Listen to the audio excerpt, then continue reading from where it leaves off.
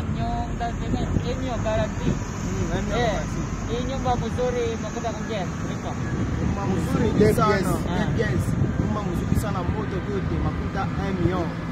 Guarantee inyo. Hindi siya, wewe 90,000. 90,000 yung monthly nila. Kapag ba yun, 1 million na down payment nila. Ngayon saler apa? Ini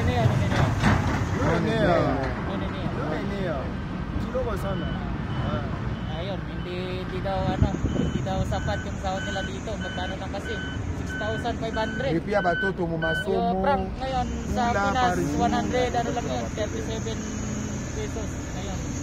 Yung salero makuda kung dyan yote, mo. Oy mo makuta yote ni pata katsa. 400,000 yung katsa mil. 400,000 lahat yun yung sinasahod nila sa isang buwan.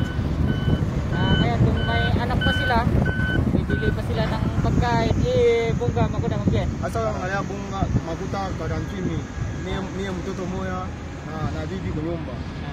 Makuta kupeleka watoto kwa masomo, makuta kidogo sana. Sana kidogo sana. Bunga guarantee. Ngayon yung kinakain nila kasi dito, mais. Minsan lang sila kumakain ng na palay. Na bigas kasi mahal daw yung mais, yan yung kinakain nila dito. Ngayon 48,000 naman yun yung isang sako.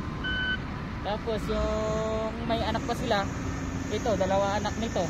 Tapos paano pag mag-aral pa, ayun, napakahirap talaga dito nilang ang buhay nila.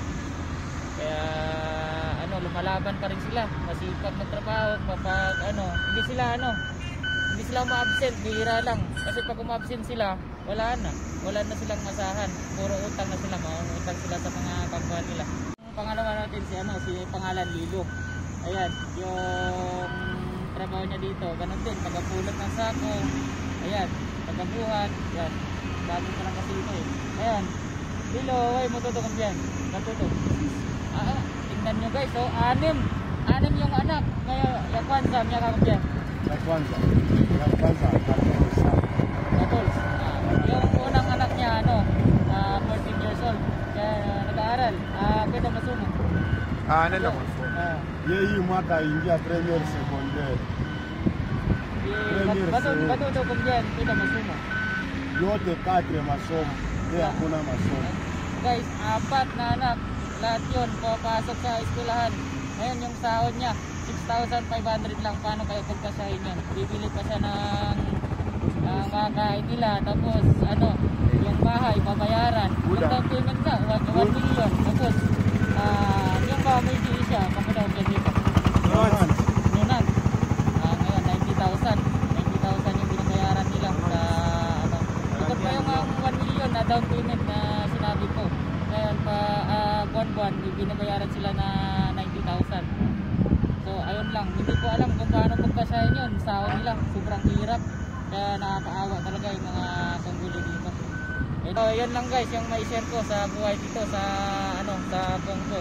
Sobrang hirap, maliit lang yung sahod ng mga lokal dito. Master and Congo TV, please follow, like.